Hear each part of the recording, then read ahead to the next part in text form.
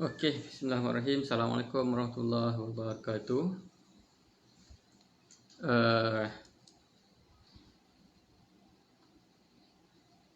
Pada hari ini saya akan berkongsi sedikit dalam sesi sembang santai ni. Okey. Pertamanya saya ingin mengucapkan terima kasih kepada pihak Maksa kerana menjemput saya untuk berkongsi dalam siri sembang santai Maksa ni. Saya Nur Fitri Amir bin Muhammad, ataupun biasa panggil Amir saja, Fitri Amir. Jadi hari ni saya sembang seorang dengan skrin. Okey, tak apa. Jadi tajuk yang akan saya bawa adalah food security and sovereignty dalam mendepani pandemik COVID-19 ni. Tapi saya tak nak sembang panjang-panjang berkenaan dengan apa ramalan-ramalan apa yang akan berlaku. Tak, saya cuma hari ni saya nak bawa tentang apa dia konsep food security dan sovereignty tu. Jadi kalau kita tahu apa dia konsep food security dan sovereignty yang sebenarnya yang lebih tepat, insya-Allah kita boleh jangkakan sebenarnya apa yang perlu kita buat, bagaimana seharusnya polisi-polisi kerajaan ini digubal dan sebagainya. Saya mengambil kesempatan ini untuk mengucapkan selamat berpuasa kepada semua muslimin muslimat, dan semoga dipermudahkanlah untuk menjalani ibadah berpuasa, dan juga semoga dipermudahkan untuk menjalankan ibadah dalam musim-musim MCO ni, PKP ni. Puasa kena penuh, tak ada alasan musafir dalam bulan 15 hari 14 hari ni. Okey. Kita juga kena insaf bahawa sebenarnya dalam dunia ni sambil kita berpuasa ni, sebenarnya setiap hari ada orang yang berpuasa. Setiap hari. Setiap hari yang berpuasa kerana Food and Agriculture Organization, FAO, United Nations mengatakan bahawa dalam setahun orang yang mengalami kelaparan, orang yang lapar tu ada 822 juta dalam setahun. Daripada 822 juta orang yang mengalami kelaparan dalam setahun ni, yang mengalami acute hunger, maksudnya lapar sangat lah. Kalau orang yang hungry people ni mungkin dia makan tak kenyang dia hungry lah. Tapi acute hunger ni fakir dia lapar sangat adalah 130 juta. Itu tahun lepas lah. Dan dalam 130 juta yang acute hunger ni, yang betul-betul lapar ni, setiap tahun orang yang meninggal dunia kerana kelaparan ni adalah 91 juta orang. Dan separuh daripadanya adalah kanak-kanak. Bukan separuh. 1/3, 3.1 juta adalah kanak-kanak. Jadi kita sepatutnya yang berpuasa ni bolehlah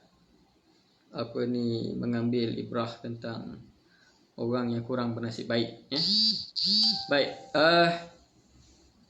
pertama sekali untuk kita memahami isu food security and sovereignty ni, apa kaitannya dengan kelaparan tadi?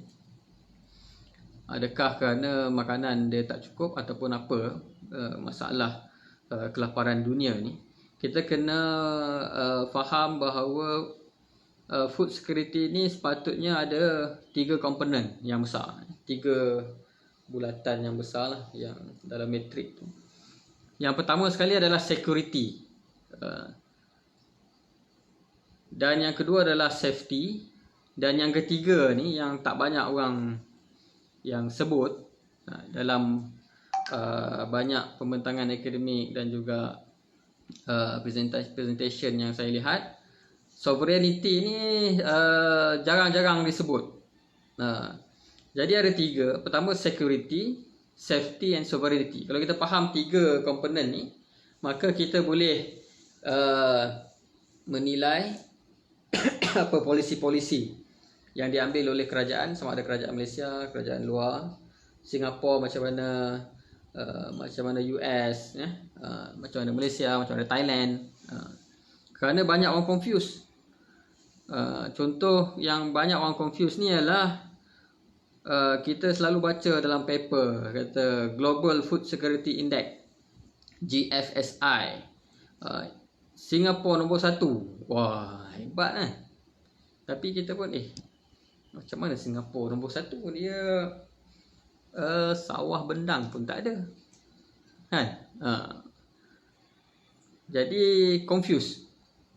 Jadi confuse ni menyebabkan banyak orang bagi cadangan, kalau Singapura nombor 1, dia tak ada invest terhadap sawah dan bendang, tak ada invest terhadap subsidi petani, kenapa kita tak jadi macam Singapura kan?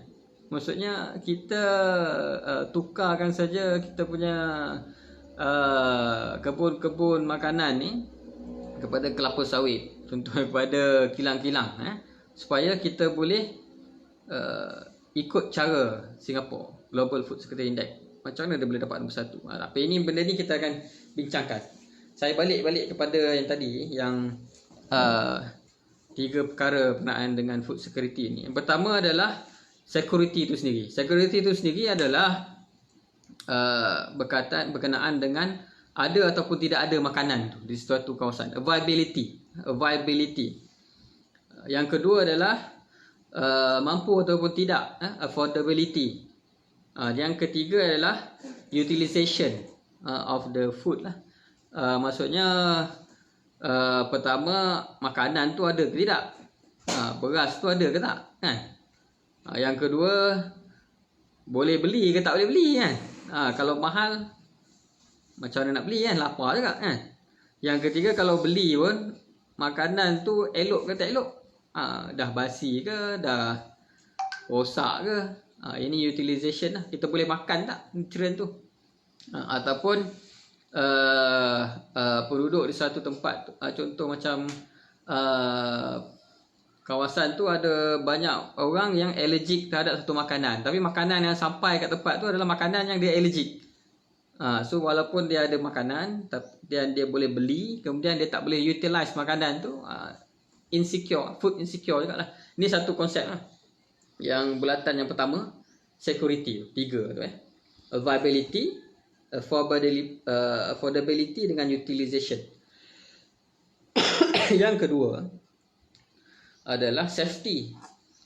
Safety ni adalah berkenaan dengan adakah makanan itu selamat kita makan. Contohnya macam contamination, dia dah degrade, dah ada keracunan, ada bakteria dan sebagainya. Dan juga sebagai contoh, kalau kita ambil ni makanan-makanan yang dihasilkan secara konvensional yang menggunakan banyak racun, macam mana? Adakah dia menepati standard safety tu? Kita pun juga boleh bawa perbincangan safety ni dalam sudut GMO. Jadi adakah GMO ni makanan yang dah diubah suai genetik ni, genetically modified organism ni, adakah safety-nya itu terjamin?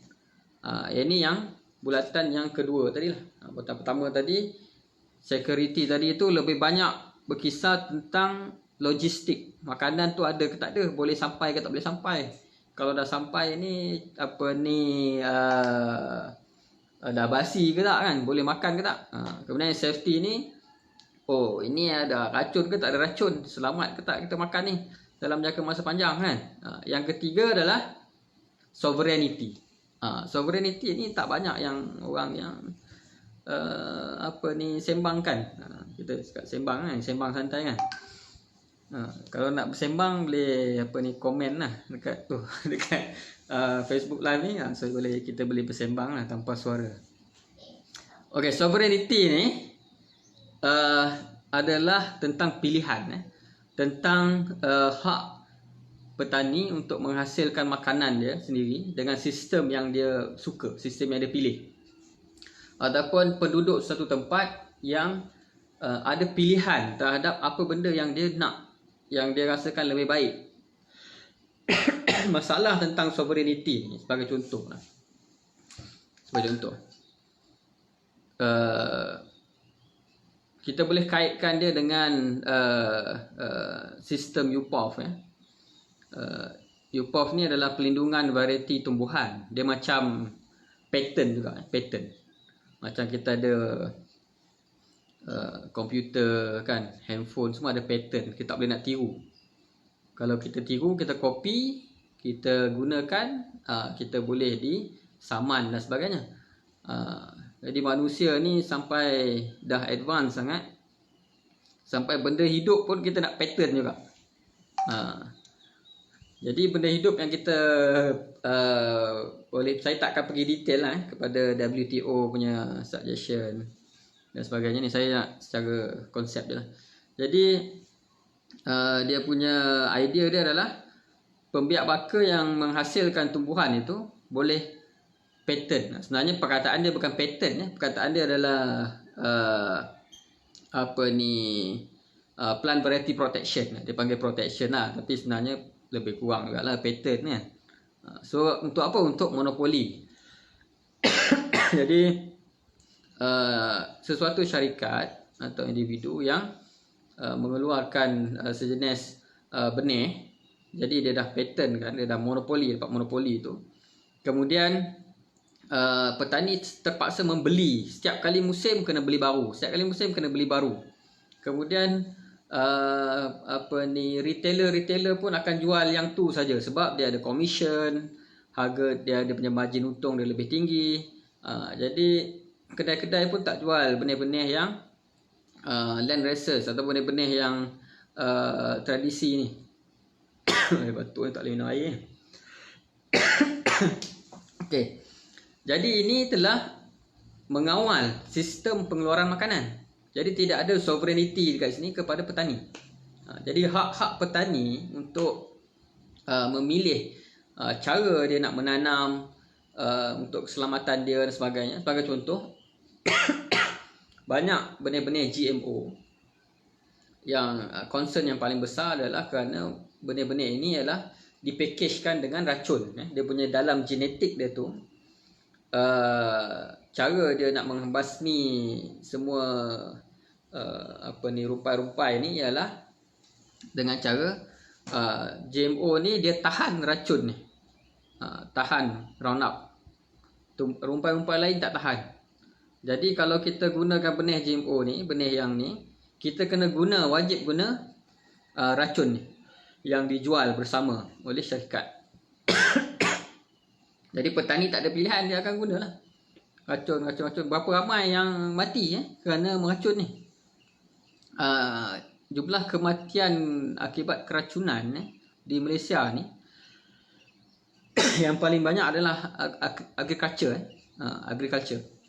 Kerana agriculture yang meninggal dunia lah. Banyaklah orang yang salahkan petani atau tak pakai penutup hidung, tak pakai pelindungan dan sebagainya kan. Tapi sebenarnya isu dia yang lebih utama adalah kenapa dipaksa untuk menggunakan racun tersebut kan. Sebagai contoh sekarang ni adalah benih padi kebal CL. Bukan semua orang nak guna benih tu. Bukan semua orang berminat untuk mengguna benih padi CL ni. Tetapi kerana apabila seorang petani dalam satu komuniti guna, jadi petani-petani yang lain pun terpaksa menggunakannya. Sebab jika petani lain tidak menggunakannya, apabila petani yang seorang ni menggunakan racun yang very powerful tadi tu, benih-benih padi yang lain yang genetiknya tidak tahan akan mati juga. Jadi bila seorang guna, dia akan memaksa orang lain untuk guna, Yang ni cara bagaimana sovereignty petani tersebut dihalang. Terima kasih lah. Kata kesian batuk tak berhenti. Ni tekak kering. Okey, so ada 3 satu security, satu safety, satu sovereignty. Jadi kalau kita faham ketiga perkara ni, kita akan faham kenapa apa sebenarnya situasi di Singapura yang mendapat tempat pertama Global Food Security Index. Okey. Saya nak kita sentuh tentang security ni tadi. Pertama, security ni sebenarnya adalah yang paling banyak efek sebenarnya buat masa ini. Saya cukup yakin bahawa makanan yang dihasilkan di seluruh dunia ini memang cukup lah, insya-Allah cukup untuk seluruh penduduk dunia. Masalah dia sekarang ni adalah masalah pembaziran, distribution. Jadi orang yang ada duit lebih, dia boleh demand, demand supaya makanan itu dihantar ke negara dia dengan harga, dengan duit yang dia ada, boleh beli banyak. Jadi setengah negara yang tidak ada duit tidak mendapat makanan tersebut. Ini masalah distribution yang menyebabkan hunger. Jadi baru beberapa hari lepas FAO, United Nations telah memberi amaran bahawa oleh kerana COVID-19 ini, coronavirus ini, dianggarkan bahawa jumlah acute hunger, mereka yang mengalami acute hunger ni akan meningkat sekali ganda lagi. Kalau tahun lepas 130 juta, tahun ni boleh jadi dalam 265 juta orang akan mengalami acute hunger. Kerana apa? Kerana masalah logistik dan juga lockdown. Di peringkat dunia ni kita belum discuss lagi pasal shortage of food. Yang mana saya rasa shortage of food ni juga adalah satu faktor yang sangat berbahaya, yang boleh menjejaskan. Tapi pada ketika ini, ketika coronavirus menyerang ni, kerana COVID-19 yang banyak negara-negara sedang lockdown, border ditutup, negara-negara pun mula melindungi rakyat dengan membuat export ban kepada barang-barang tertentu, terutamanya item-item medical, kesihatan dan juga produk-produk makanan, dan juga ini menyebabkan harga naik. Okey, kemudian mereka yang kehilangan kerja ataupun tidak boleh bekerja, yang orang kata apa, kais pagi makan pagi, kais petang makan petang, kalau tak kais tak makan lah. Ini kesian banyak di Malaysia pun ada. Jadi mereka yang situasi begini, mereka ni lah yang akan terjejas, yang akan meningkatkan world acute hunger people ni pada tahun 2020. Dan mereka ni lah yang pertama sekali yang akan terkena. Kalau kita sebut pasal food security ni, yang pertama sekali ialah yang masalah affordability ni. Affordability bukan availability dia lagi, kerana stok makanan tu masih ada lagi. Di negara-negara yang banyak penduduk miskin, yang jurang kaya miskinnya luas, bila dilaksanakan lockdown ni, mereka yang bekerja hari ataupun yang mendapat bantuan makanan daripada pihak-pihak luar, sudah tentu tidak lagi dapat merasai makanan. Dan kita boleh jangkakan bahawa mereka yang mati setiap tahun 91 juta setiap tahun kerana kelaparan itu akan meningkat sekali ganda lagi, akibat daripada tidak mampu, affordability tadi. Alright, itu yang pertama. Jadi risiko yang pertama terhadap food security ni adalah tak ada fulus tak ada, duit tak ada nak beli. Jadi ini adalah fungsi kalau kita tengok daripada di negara kita. Nanti saya akan ceritalah macam mana defend kita terhadap food security ini dari peringkat negara, polisi, kemudian di peringkat lokal, komuniti setempat, dan di peringkat family kita. Family dia punya benteng-benteng dia tu lah. Tapi dalam peringkat lokal, kita boleh kata peringkat lokal, apabila berlaku pandemik seperti ini, antara yang penting adalah NGOs. Mereka yang bergerak dan koordinat masyarakat untuk hantar bantuan makanan. Ingat yang saya sebut tadi tu, di peringkat yang pertama sekarang ni, masalah dia bukan makanan tak cukup. Makanan insya-Allah ada soalan kerana setiap negara ada dia punya stockpile. Dan kalau kita kira daripada global, memang ada lah. Kerana harvest yang lepas ni masih ada lagi. Harvest gandum, harvest beras dan sebagainya masih ada lagi. Dia akan jadi risiko apabila kita tidak dapat menanam. Tidak dapat menanam kerana banyak sebab lah. Kerana logistik dah havoc kan. Kerana kalau masalah coronavirus ni adalah masalah human resource lah. Orang tak nak pergi ke, orang tak nak berkebun kan. Takut dijangkiti virus dan sebagainya. Tapi yang tu masih lagi kita boleh kawal dengan prosedur-prosedur tertentu, SOP tertentu. Pekebun-pekebun masih lagi boleh menghasilkan makanan. Tetapi kita boleh expect bahawa mungkin pekerja-pekerja dia semakin berkurang. Jadi kalau pandemik ini berterusan sehingga masuk ke tahun 2021, kita mungkin akan ada masalah viability. Kerana production tu dah, yang musim lepas punya production kita dah habis makan, yang baru ni ada masalah. Dan saya juga ingin menyentuh bahawa selain daripada masalah coronavirus ni, sebelum lagi coronavirus ini, dunia menghadapi masalah belalang juta, locust belalang juta. Saya monitor berita pasal belalang juta ni. Daripada tahun 2018 lagi dah ada berita sebenarnya. Kemudian di Afrika, kemudian dia bergerak ke Pakistan, kemudian dia bergerak ke sebahagian India, kemudian dia bergerak sekarang ni dah sampai di China, kemudian yang di bahagian Afrika tu dia bergerak ke barat lagi. Yang ni kita kena sentiasa memantau locust ni, belalang juta ni satu masalah. Dan juga climate change. Yang ni saya tak nak discuss panjang lah. Ada yang kata global warming, ada yang kata global cooling. Tapi apa yang penting adalah cuaca kita berubah. Di Malaysia ini juga cuaca berubah. Kerana pengeluaran padi kita pada tahun lepas sebenarnya menurun kerana masalah kemarau.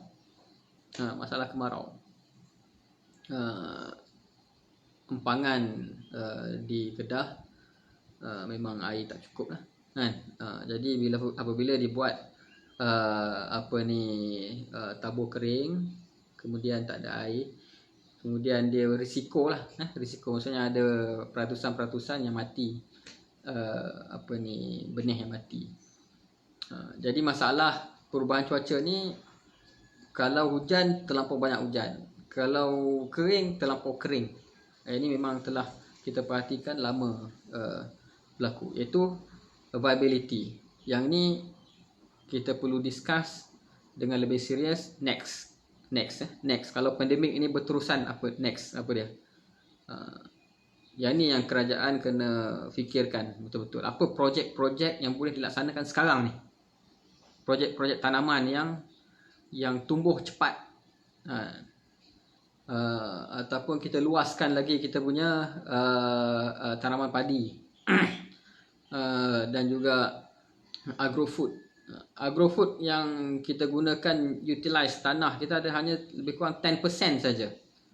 90% daripada lebih kurang dalam 8 juta tanah yang digunakan untuk pertanian ni, 90% adalah kelapa sawit, getah, apa lagi yang lain-lain yang kecil-kecil ni, koko,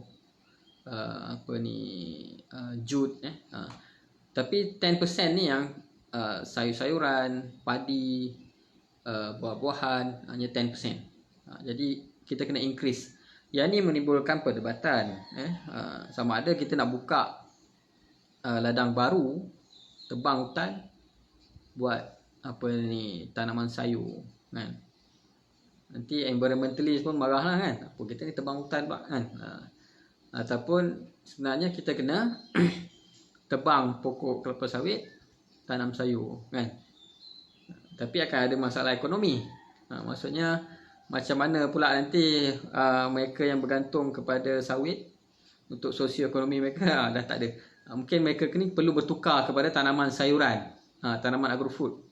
Yang ni memerlukan dasar-dasar kerajaan. Kita tidak boleh mengharapkan ia akan berlaku sendiri. Market forces tak boleh, kerana kalau kita nak ikut market forces, kelapa sawit lah yang akan jadi the biggest forces yang akan makan semua tanah-tanah kita, tanam kelapa sawit semua, kerana ini bukan idea kosong. Saya pernah tulis satu artikel ni, saya pun tak ikut sistem, tapi ini sembang santai, kan. Tapi saya pun bersembang ni, kan. So saya pernah tulis satu artikel tajuk dia adalah monopoli eksploitasi adalah punca kepada petani miskin. Banyaklah saya tulis dalam tu.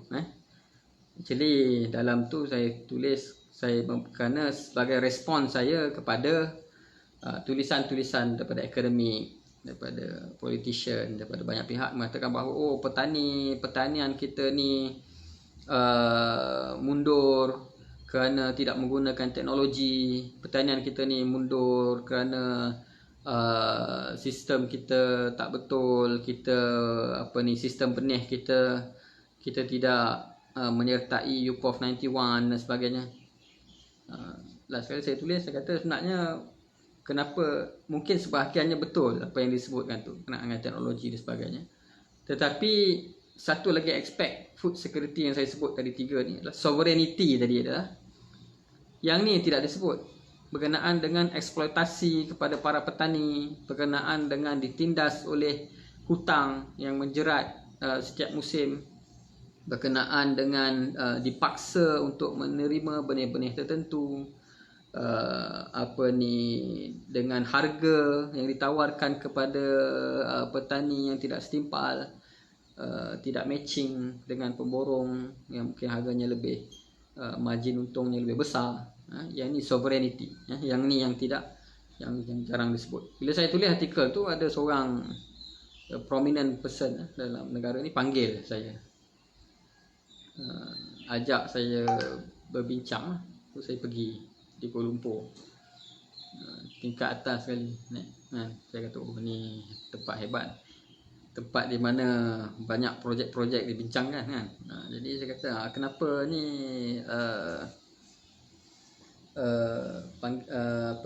panggil saya bincang ni, kerana artikel yang ditulis oleh saudara Fitri. Kenapa dengan artikel ni? Artikel ini membincangkan tentang pesawah padi, membincangkan pasal petani. Dia kata kerana pemikiran macam ni lah yang menyebabkan kita terus miskin, dia kata. Kenapa? Kerana padi dan beras ni adalah tanaman orang miskin. Saya pernah dengar perkataan tu, tak adalah terkejut, tapi saya kata ini dia punya pandangan, kan. Jadi saya tanya apa idea dia ialah kita gunakan konsep yang tadi tu, Global Food Security Index ni, bahawa tidak semestinya tidak ada petani dalam sebuah negara, kita tidak boleh secure makanan. Macam Singapura, Global Food Security Index dapat nombor 1, tapi tidak ada petani. Ada petani tapi kurang, kan. Jadi saya kata habis tu macam mana kita nak dapatkan bekalan beras dan sebagainya yang kita import dalam 30%. Jadi this prominent person ni, Tun ni kata kita beli tanah di 2 bilion subsidi yang ada setiap tahun. Kita beli tanah di Vietnam, kita biar orang Vietnam yang tanam padi untuk kita orang Malaysia. Oh, saya kata, oh, menarik idea ni kan. Jadi kita nak tanam apa kan? Kita boleh tanam nenas, kita boleh tanam anything yang pantas dan juga komoditi, bersifat komoditi kan. Macam kelapa sawit tadi lah, bersifat komoditi. Habis tu kalau kita tak ada pengeluaran beras semua macam mana? Kita ada duit. Have money can get anything kan. Betul ke tak betul lah? Itu persoalannya kan. Maksudnya okey, kita ada duit, kita boleh beli.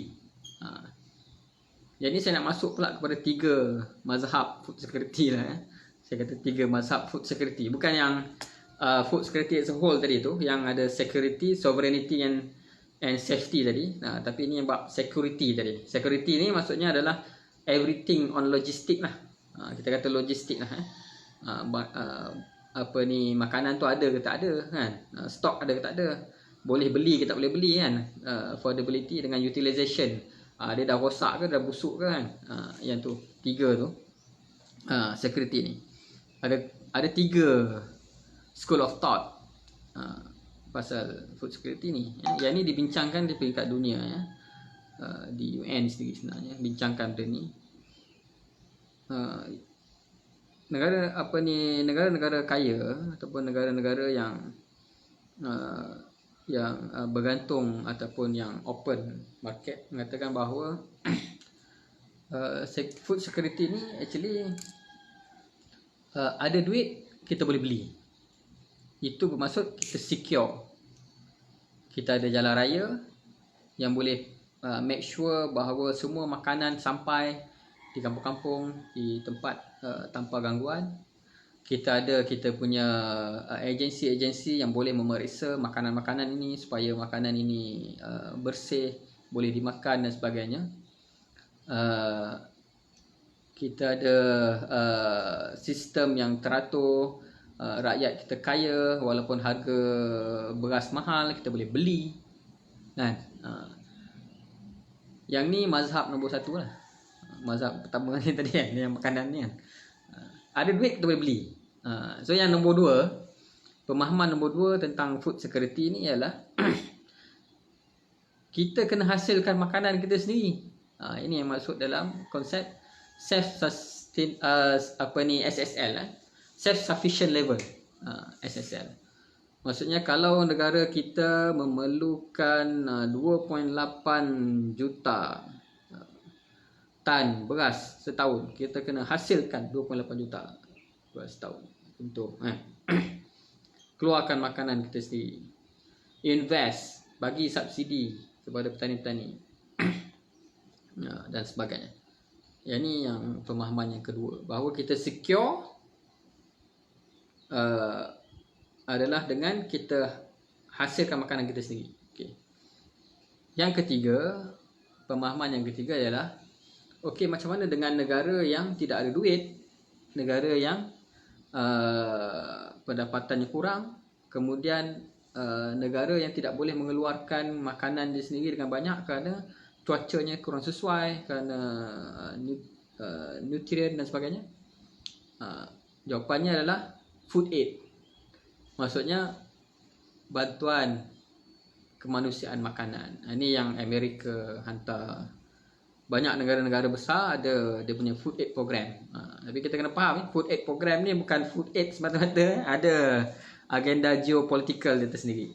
Jadi banyak perdebatan kata instead of kita hantar makanan yang berjumlah berbilion-bilion dolar, mengapa kita tidak invest kepada teknologi dan kita tidak invest kepada penghasilan benih yang sesuai supaya negara-negara miskin tersebut boleh menghasilkan makanan dia sendiri. Jadi banyak kata ini ada masalah intellectual property dan sebagainya. Jadi ada 3 fahaman tadi. Yang tentang food security. Jadi yang kita faham sekarang ni, Global Food Security Index, fahaman dia yang nombor 1 tadilah. Maksudnya Global Food Security Index ni bukannya tak bagus, bagus. Bagus sebab apa? Sebab dia ada aspek-aspek lain yang mengukur kualiti, indeks makanan tu. Contoh safety. Makanan ni racun, dia punya pesticide residu dia berapa, melebihi tak jumlah ni kan. Makanan ni negara ni kadar kemiskinan dia berapa banyak. Sebab tu Singapura boleh dapat nombor 1, sebab dia punya kadar kemiskinan, dia punya GDP, dia punya food safety. Yang ni yang kita puji lah, yang kita kena ambil contoh. Okey. Tetapi apabila timbul kenyataan-kenyataan seperti businessman tadi ni, kemudian ada lagi 2-3 orang businessman yang berpandangan bahawa kita kena buang sawah-sawah padi kita ni, gantikan dengan tanaman lain, kerana Singapura boleh buat macam tu. Ini satu pemahaman yang salah. Kerana Singapura tu, kerana yang sesuai, strategi yang sesuai kepada dia adalah yang itu. Dia tidak boleh protect dia punya border, dia kena buka Singapura. Sebab tu kalau ada wabak-wabak international ni, diorang memang akan kena awal lah. Sebab memang dia punya sifat dia macam tu, dia punya open, dia punya market open. Kalau tak, dia tak boleh bergantung lah. Sebab dia bergantung pada makanan pada luar dan sebagainya kan. Jadi berdasarkan mazhab food security nombor 1 tadi, dia boleh jadi nombor 1 lah. Okay. Tetapi kita tidak sesuai. Kalau kita open kita punya market, macam di Singapura, kita akan menjejaskan petani-petani kita kepada kemiskinan. Mereka tidak ada kerja.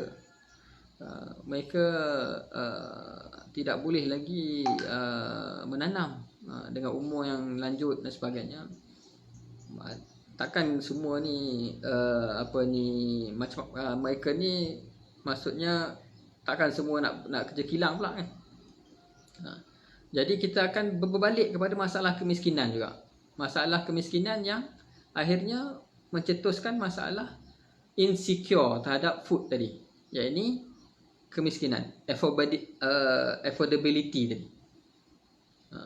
Jadi kerana kita kena faham bahawa negara kita Malaysia, kita kena protect kita punya farmers. Jadi sebab itulah kita ada tarif terhadap produk-produk makanan yang tertentu. Kita ada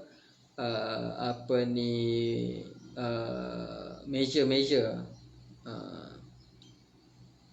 dia panggil apa, trade barrier, trade barrier, supaya kita boleh kontrol daripada lambakan produk-produk pada luar. Kalau berlaku lambakan produk-produk pada luar, tanaman beras contohnya, lambakan pada luar banyak, petani-petani ini akan hilang motivasi untuk bertani, kerana mereka tidak boleh lawan dengan harga beras murah yang masuk dalam negara kita. Jangan ingat orang yang makan beras import tu perasan kan, ada standard kan. Sebenarnya beras tempatan kita ni lebih bagus kerana pertama dia fresh lah. Sebab daripada Vietnam berapa bulan nak sampai sini kan. Kemudian bila sampai sini dia kena polish balik. Jadi beras tu sebenarnya beras yang lama lah kan. Yang kau makan beras import tu kan. Okay, so yang ni perbezaan antara dasar-dasar food security di antara negara ni. Based on production atau based on trade. Trade kita ni lebih free, jadi availability kita lagi banyak. Dan cuba tengok berita baru-baru ni. Saya pun ada baca berita, saya monitor perkembangan food security ni. Saya pun terkejut baca satu berita, The Straits Times Singapore, urgent need for Singapore to increase 30% of food production. Ini bukan negara nombor 1 ke Global Food Security Index? Saya baca, saya faham bahawa apa ni, kita boleh katalah kalau kita nak selamat negara kita, kita boleh diversify kita punya import. Contoh, kalau kita tak boleh import daripada Vietnam, kita import daripada Thailand. Kalau Thailand tak nak jual, kita boleh import pada India. India tak nak jual, Pakistan ada. Maksudnya kita berkawan dengan semua orang. Kita ada deal dengan banyak negara. Yang ni yang Singapura buat. Dia ada deal dengan puluhan negara di seluruh dunia ni untuk menghantar bekalan makanan. Kita tak tahulah berapa bilion yang dia habiskan untuk makanan saja. Kalau kita di Malaysia ni untuk import lebih kurang dalam 50 juta 50 bilion ni. So berapa bilion tak tahulah. Okay. So berlaku pandemik global, maksudnya semua tak boleh nak menghantar makanan. Jadi tak gunalah juga walaupun kita ada deal, kan? Sebab negara ni tak boleh, negara ni semua tak boleh. Jadi yang penting sekarang ni adalah mereka yang menggunakan yang saya sebut tadi, mazhab food security yang nombor 2 tadi. Kita kena hasilkan makanan kita sendiri at a certain level. Memanglah tak ada negara yang boleh independent 100%, maksudnya semua dia ada, kan? Susah, kan? Tak ada negara yang begitu. Semua negara bergantung satu sama lain, tapi ada certain level yang sufficient untuk negara tersebut, yang perlu 100%, yang penting lah. Contohnya beras lah, ataupun padi. Jadi ini perbezaan dia tadi. Dan saya menyarankan supaya kerajaan kita kembali meletakkan sasaran 100% dalam kita punya food production. Kerana memang sekarang ni memang kita tak nampak lagi kesan dia, kan? Yang saya sebut tadi, masalah COVID-19 ini sekarang pada ketika ini adalah berkisar tentang logistik disruption. Yang ni belum lagi tahap kedua. Jika pandemik ini berpanjangan, dia akan masuk kepada tahap shortage. Kerana petani-petani yang sepatutnya dah mula membajak tanah, sekarang ni masih belum membajak lagi tanah kerana COVID-19, kan? Kerana kawalan PKP tidak ada pekerja, semakin berkurangan. Ini masalah. Kalau dia berpanjangan, dia akan ada masalah inilah. So sebenarnya benda ni bukannya asing bagi kita. Pada tahun 2008 telah berlaku perkara ni. Pada tahun 2008, di mana berlaku peningkatan harga beras yang sangat tinggi, menyebabkan di beberapa negara berlaku kerusuhan, ada orang meninggal dan sebagainya. Maka kerajaan ketika itu terus dasar food security. Kita invest banyak bilion kepada petani dan sebagainya. Ini zaman Pak Lah lah dulu. Kita kata nak buka jelapang padi yang baru di Sarawak. Kemudian berlaku keadaan aman berpanjangan. Mulalah beberapa pihak mencadangkan, subsidi untuk pertanian ni terlalu tinggi, kita kena tukar dasar kita kena turunkan kita punya target 100% SSL tu kepada 80 saja, kepada 90 saja, kepada 70 saja sudah memadai. Yang ni kerana aman ni biasalah orang akan lupa lah, kan. Kadang-kadang aman, duit habis banyak lah kat sini, kan. Masa kereta kita ni, kita ada banyak duit, kan. Kita nak buat pilihan sama ada nak servis kereta ke nak enjoy, kan. Kita pun nantilah servis kereta ni, nanti, kan. Sebab dia keadaan aman, kan. So bila berlaku masalah, tiba-tiba duit pun kurang, kan. Lepas tu tiba-tiba kereta meragam, bawa alamak hari tu kenapalah aku tak buat. Ini biasa. Negara kita ni polisi macam tu, reactionist. Sama jugalah dalam COVID-19 ni. Kita kata bahawa sungai-sungai semakin cantik, langit semakin lapang, tidak ada pencemaran, haiwan-haiwan pun gembira sebagainya, kan. Tapi sifat manusia ni, An-Nas ni, yang pelupa ni, nanti kita akan kembali satu tahap business as usual. Jika kita tidak ada kemahuan politik dan tidak ada pressure ada kefahaman daripada masyarakat dunia ni tentang apa sebenarnya yang kita nak capai. Kerana yang berlaku sekarang ni adalah market pressure je. Kerana lockdown, so tak ada supply and demand. Dia baguslah untuk kita punya alam kan. Tapi bila dah ada demand, kerana manusia dia tak berubah, dia tetap lagi nak memuaskan nafsu makan kan. Dia tidak makan secara berpada tapi nak makan banyak-banyak. Fast food, kita tukar baju setiap bulan kan. Beli produk-produk setiap minggu kan. Jadi production pun meningkat, business as usual last sekali. Jadi last sekali kita kena tengok kepada sikap lah. Begitu juga dengan makanan tadi ni.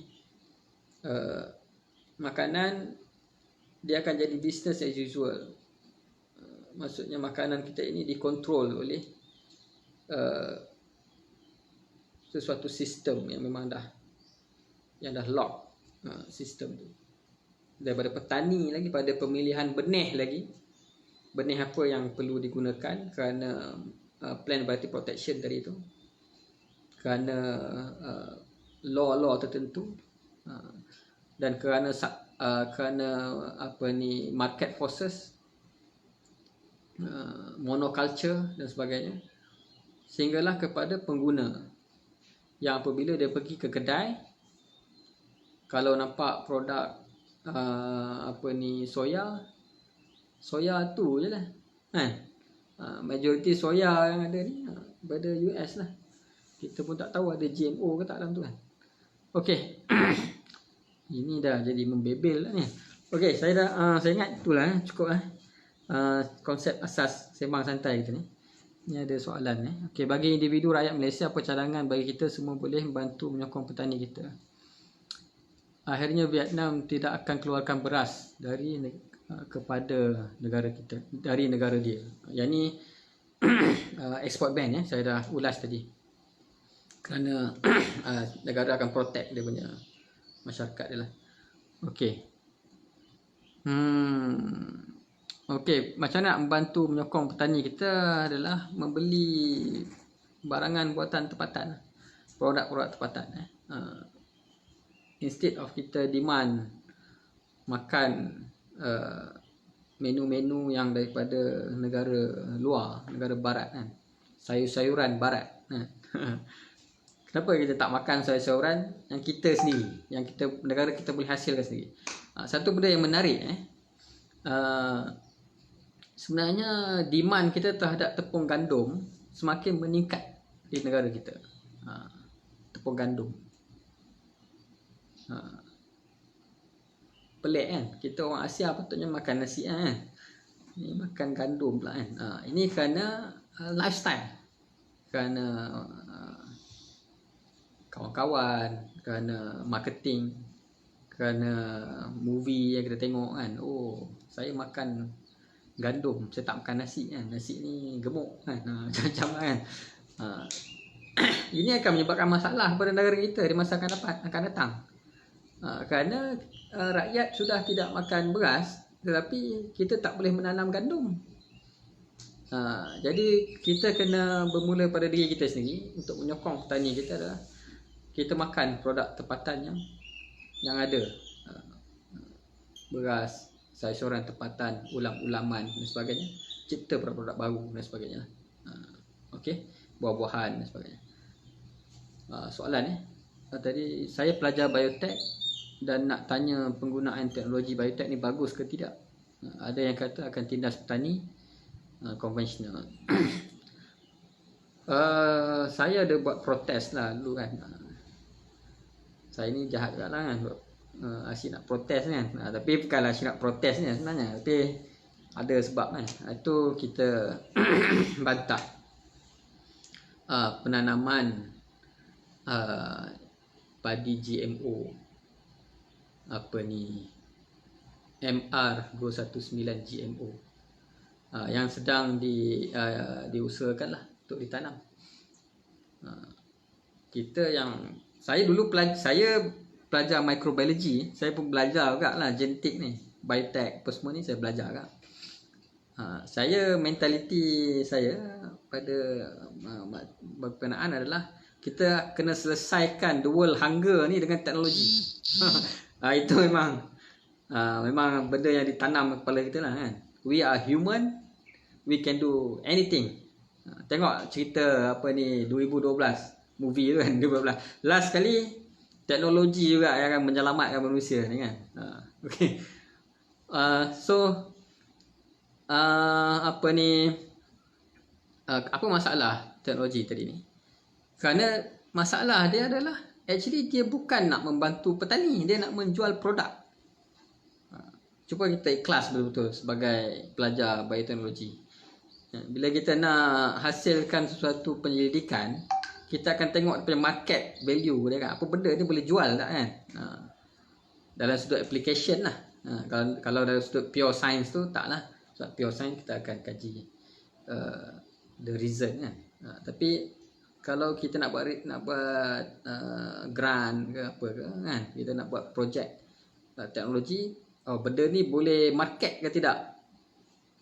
Jadi it's not about solving hunger, this is about selling the product. Tapi kalau yang tadi tu GMO punya produk MR Body 219 tadi adalah genetik dia tadi dah di twist supaya resistant terhadap sesuatu pesticide ni tadi, glyphosate glyphosate. Bermaksud kalau petani itu beli produk biotech ni, produk GMO tadi, dia kena beli sekali glyphosate. Jadi kalau harga benih RM30, kena beli dengan glyphosate jadi RM90, RM100. Jadi itu menyebabkan kos meningkat lah. Kemudian dia actually chemical ni macam antibiotik juga. Antibiotik kalau kita makan kan, demam sikit makan apa ni ubat Panadol, demam sikit makan bermula sebiji, lepas tu tak cukup sebiji kita makan 2 biji baru baik kan. Kemudian antibiotik resistant dan sebagainya meningkat. Bakteria-bakteria yang superbug antibiotik resistant ni semakin meningkat.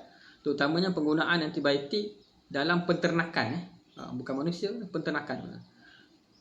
Sama juga dengan racun ni. Semakin kita lama kita guna,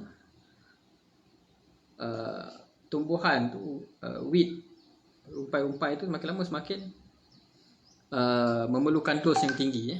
Yang ni. Okay. So ni dah panjang dah ni. Dah sejam lebih. Okay. Choice of food affect our local farmers. Okay. Ni Dr. Anizan pada ni. Okay. Betul lah. Kita kena makan makanan tempatan. Okay.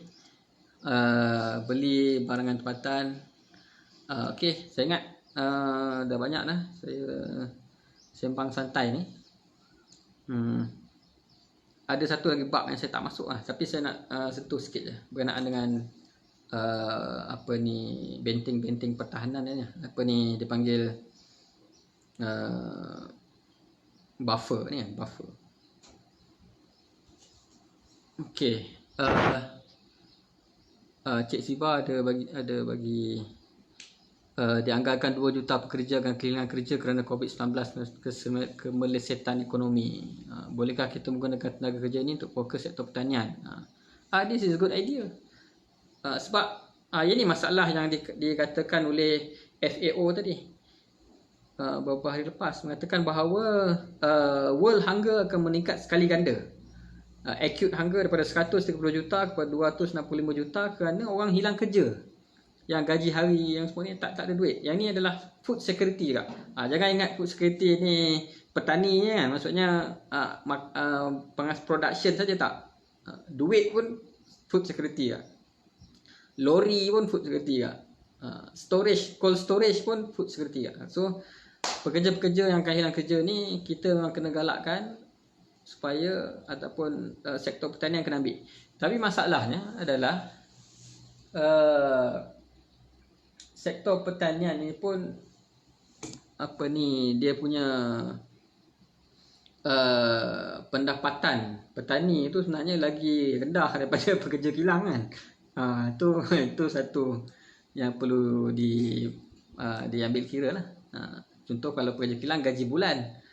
Kalau petani ni contoh kalau tumbuhan tu 6 bulan baru ada hasil, so dia 6 bulan sekali je baru dapat duit. Kalau dia 3 bulan hasil, 3 bulan sekali baru dapat duit kan. So kalau dia jadi petani lah, kalau dia pekerja, dia kena bayar gaji pada pekerja tu. So petani ni pula mungkin akan ada masalah untuk membayar. So macam mana pun dalam keadaan situasi kita sekarang ni, government support all these businesses, tetapi jangan lupa bahawa petani juga adalah business. Petani, maksudnya seorang petani dia gunakan modal dia sendiri untuk tanam, kemudian dapat harvest. Cuma dia tak ada syarikat je. So kena dibantu. Okey. Balik pada tadi yang kita punya defense system. Okey, dari sudut negara, polisi. Dari sudut polisi lah, macam mana kita nak secure 100% SSL, logistik kita kena betul-betul pastikan tidak tergendala, safety, farmers kena ada kepelbagaian hasil-hasil tanaman yang mereka hasilkan. Okey, supaya masalah macam ni ada orang tanya, apa masalah kalau sistem estate berbanding dengan a group of small farm kan? Masalah dia kalau berlaku macam COVID-19 ni, kalau kita tengok apa yang berlaku di Australia tahun lepas dan beberapa tahun sebelum tu, satu estate berjuta hektar, tiba-tiba masalah ekonomi, masalah kewangan, tutup. So berjuta hektar tu berhenti penghasilan makanan. Bandingkan pula dengan berjuta hektar tetapi dimiliki oleh petani-petani yang banyak. Dan petani-petani bersaiz kecil, sama ada melalui koperasi ke ataupun individual ataupun syarikat-syarikat tempatan kecil, risiko mereka kurang. Risiko untuk cash flow, hutang dan sebagainya itu kurang. Jadi kalau ada separuh yang bankrupt, ada lagi separuh yang akan meneruskan pertanian di atas tanah yang 1 juta tadi. Jadi jangan ingat kata kita kena menghasilkan makanan, kita kena estatekan semua ladang-ladang makanan kita yang efisien, pengeluaran yang cepat.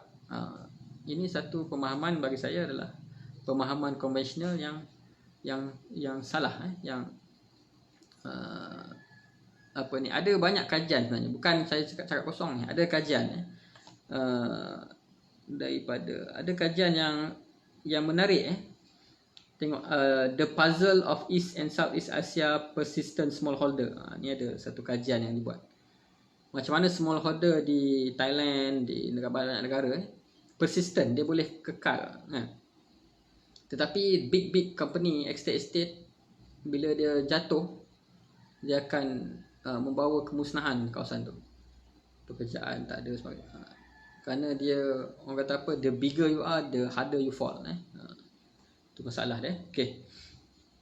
Itu yang pertama. Yang kedua adalah community. Community ni adalah NGO. Kita ada konsep community garden dan sebagainya. Ini kena ada. Di tempat kita ada,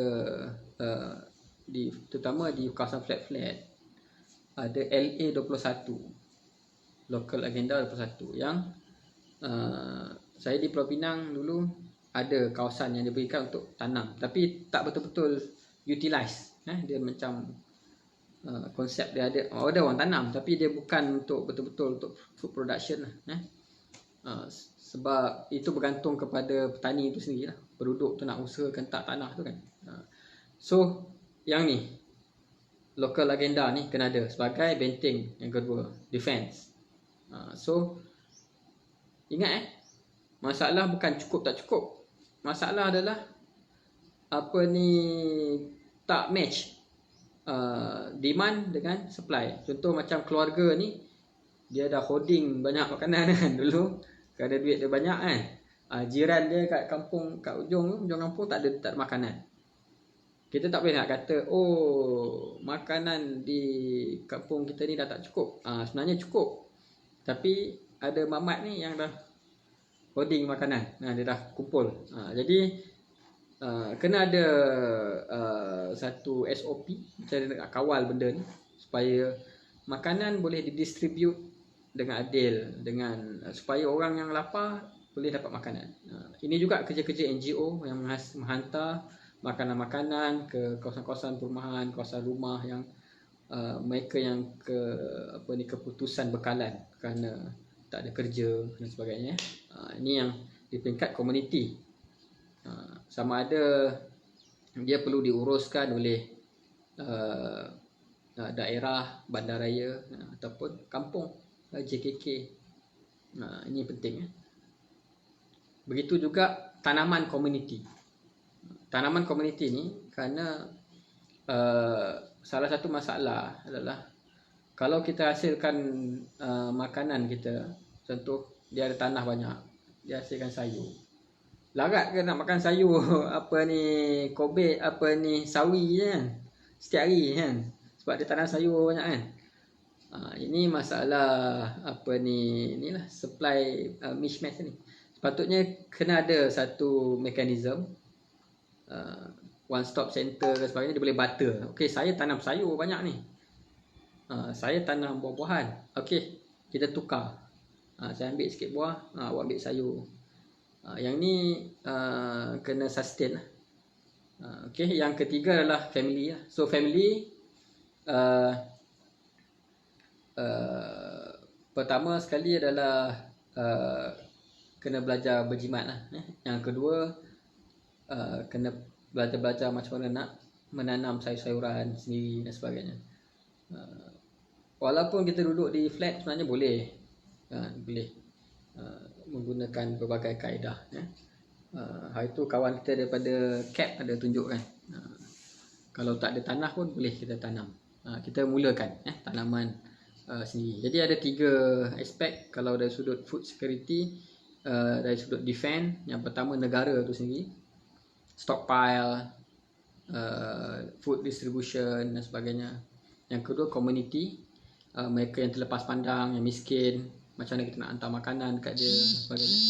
Yang ketiga adalah keluarga kita dan juga individual. Okey, itu sajalah. Saya ingat tak ada tak ada apa lagi. Saya mengucapkan ribuan terima kasih pada semua yang hadir tengok ke Facebook Live. Saya ucap terima kasih lah pada masa kerana menjemput. Dan saya ingin mewar-warkan bahawa 26 hari bulan April adalah Hari International Seed Day, Hari Benih Antarabangsa, International Seed Day. Jadi boleh pergi ke page Facebook Forum Kedaulatan Makanan. Forum Kedaulatan Makanan ni bukanlah NGO. Okay, saya menggalakkanlah siapa-siapa yang ingin join, memanfaatkan Forum Kedaulatan Makanan sebagai satu platform research, platform kempen dan tindakan untuk food security and sovereignty terlalukan. So boleh pergi ke platform Facebook page Forum Kedaulatan Makanan dan share, hantar mesej gambar-gambar anda yang sedang menanam benih, ataupun gambar pokok pun boleh lah. Kemudian letakkan mesej anda, gunalah foto editor ke apa, tulis kat situ dengan International Seed Day. Kita nak International Seed Day, not World IP Day, kerana kedua-dua ini menyambut hari yang sama pada tarikh yang sama. World IP Day, Intellectual Property Day. World Intellectual Property Day pun 26 April juga, yang disambut oleh WIPO, World Intellectual Property Organization. Tadi pun saya dah cerita tadi pasal UPOV, pasal intellectual property terhadap tumbuh-tumbuhan. Kita memang manusia semakin dia maju, semakin dia buat kerja-kerja yang gila. Kita sekarang ni dalam proses untuk mempatentkan tumbuhan. Jangan kita pelik nanti mempatentkan haiwan sampailah mempatentkan manusia.